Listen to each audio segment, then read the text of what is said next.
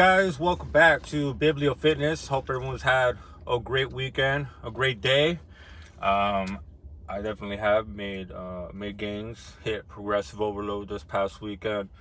Kind of a redemption, I guess you could say, because my last push and pull sessions were not up to par. So it was good to kind of redeem oneself with the performance of yesterday and today. And I just recently finished A Brave New World by Aldous Huxley. I finished it like an hour or two ago. It's definitely much better than I originally guessed. Like, obviously, I've grown quite a bit since the last couple of years that I did read it. The last time I read it was a couple of years ago, I think. Yeah, I think it was like during the whole lockdown shit that I read it. But I didn't appreciate it to the level I did on this one. It was really fucking good, bro. How John, that's what I really wanted to focus on is the character John, the savage, the one that was allowed to be experimented to see how he was going to react to this old brave new world when he was brought back to London with Bernard Marx, and how he is a characterization of this human. Like, I guess for me is the fight against this, like the it's like a battle. It's like this is what you you see it as a reflection or as a counterweight to the price that was paid in order to achieve this old brave new world, for the sake of comfort, conformity.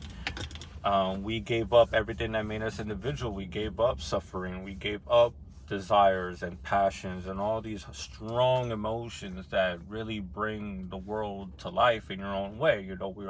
We are all the same, but at the same time different. We experience this thing called life in countless different ways, and these feelings is what really makes it that way, you know what I'm saying? Like our passions and and the suffering that you endure in order to get what you want, and that feeling of satisfaction and that desire, that is what makes you human. That is what strives you to do whatever it is that you want to do, right? And we gave that up for Soma, which is drugs, and Mustafa Man was making basically what made the comparison that is Christianity without all the heartache, like without all the headache and shit. Like, it provides you with peace and love, and you treat people well, like, but you're just under the influence of narcotics. You're just a sedated, tranquil human being, like, to be part of the crowd, we gave up our individualism, and that's something that's going on now, right? For the sake of conformity, we have to adhere to specific ideals, specific behaviors, and how how we continue with dialogue with one another. Everyone is so fucking offended nowadays, so it's kind of difficult to understand what the hell's going on at this point. But John is appalled by all this, right? Appalled by the sacrifice, by the fact that everyone looks the same for Christ's sake. Like, it's like everyone's just like ants. Like, you are not an individual. You are just another cog in this corporate machine. You are another good consumer that doesn't have to think, doesn't have to contemplate about God, doesn't have to contemplate about plays, drama plays, because there's no personal suffering. There's no need for a God. There's no need for government. There's no need to be you. Just be a good person. Understand that happiness is good for society.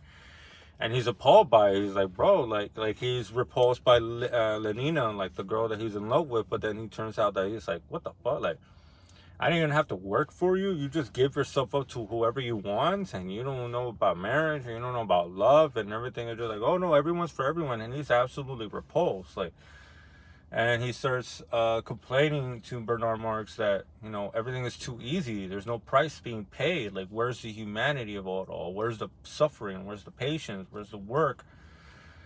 And Musasa in that conversation towards the end was like, dude, we don't need that. That's new science. Like, we don't need the old gods because it's a new world now. It's a new technology. We think differently. We're happy with comfort.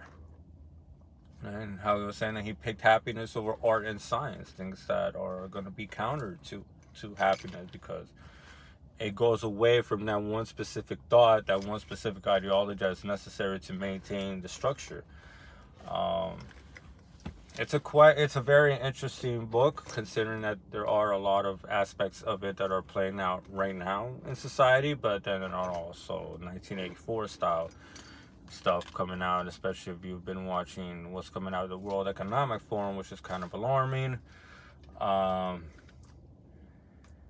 Because the technology is now available to pull these things off, and that's frightening. There's a lot of great aspects for things such as AI, for example, but at the same time, we are not in control on the direction of where those things are going to go. All that shit's gonna get gobbled up by DARPA. All that shit's gonna get gobbled up by the military-industrial complex. Like, they're gonna use it for their own ends. They're going to make the Patriot Act like, yeah, they're gonna juice that shit up, bro. So we gotta be careful of those things. They now have the opportunity to pull both worlds at the same time if they want. But in the end, how John goes to hiding and goes to this little place with a lighthouse or whatever, and wants to suffer and whips himself and has this journey of atonement, I guess you could say, because he's been so contaminated, and he's seen what it is to be in London and see the world, how it's become, the lack of identity, the lack of suffering, the lack of anything meaningful. There's nothing meaningful in a person's life. You're just a hedonistic consumer. And so he's doing this, and at the end, reporters keep coming up to him, and he hangs himself. He just couldn't take it anymore.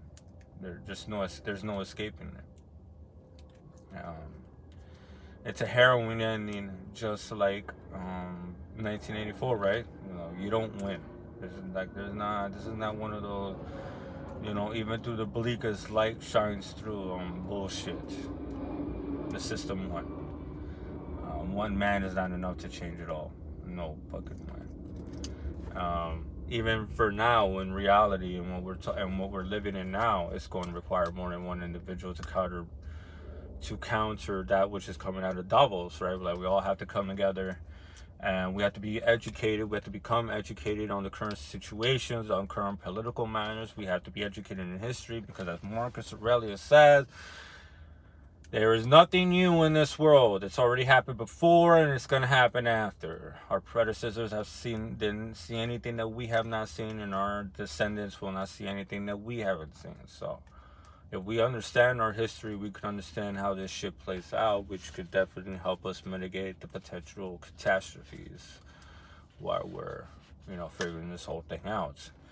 Jordan Peterson's trying to get something together. I'm just not a fan of the religious overtones, and he was very sharp in his show and the podcast when he was on Joe Rogan Experience. But still, I don't agree with a lot of points that he made about the Bible and Christianity. And I know, obviously, who am I? This is just an opinion. Who am I to question Jordan Peterson? That man can run circles around me. I'm saying? Like, we're not even in the same fucking league, bro. This man is levels above me. But given my current ignorance, I have to ask certain questions, and I don't agree with it. But I guess that's a topic for another time. But yeah, he's trying to come up with a conference. Like he said, he was in Eastern Europe trying to talk to leaders and heads of states and trying to get something together, because it's not looking good for us, and they have a big ass energy crisis because they're raising the energy prices, and people are dying because of they're starving, they're not able to go to work. It's crazy right now, man. They're pulling off a lot of shit. So, but aside from that, I'm sorry for my disconnected tangents. Brave New World is absolutely an amazing book. I'm gonna probably read it at some point in the future. It's very interesting. You had the whole case with Helmholtz, Watson, and Bernard Marx going to the islands, and they actually feel good at the end because they experience individualism, and they're willing to pay the price for it, and they're okay with the price they paid. Helmholtz says, no, take me to a place with terrible weather. It'll allow me for more creativity, living in the dirt, living in discomfort. That's when he can write, because he's like, bro, I feel like I have all this power, but like I feel like I'm held back. But I don't know what subject to talk about, because they've been conditioned for these certain specific things. But since they've had exposure to nature, it's unlocked the human condition. It's unlocked who they are in reality. Like, no matter how hard you try, the human condition is still there. You can never fully eradicate it, which is also given in 1984 as well, right, with Watson. And what can I say? There's a reason that it's still held to high regard even now, when it was written in the fucking 30s, I think. It's a masterpiece. It's a masterpiece. So hope you read it if you haven't, because it's fucking great.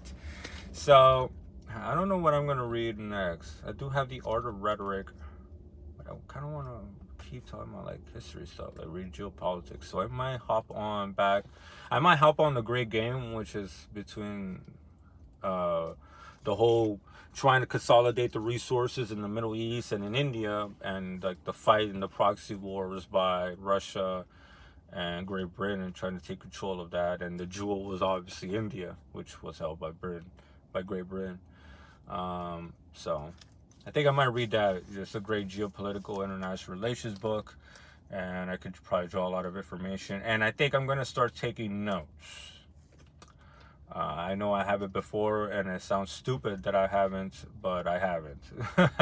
I'm going to purchase a notebook later and start writing notes, talking points, things that I could think about and extrapolate from, and things of that nature, and really start getting adept at note taking and looking back, reflecting.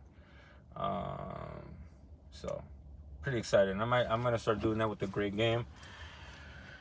And then I'm about to finish Meditations, and I'm probably going to read either Epictetus, or I'm going to read Think and Grow Rich by Napoleon Hill. I've been able to pull off this whole 2-book thing. Going pretty well, I guess. But I am going to up a little bit with Great Game, but we shall see. Well, I hope you all have a great day. If you haven't made gains already, please fucking do so.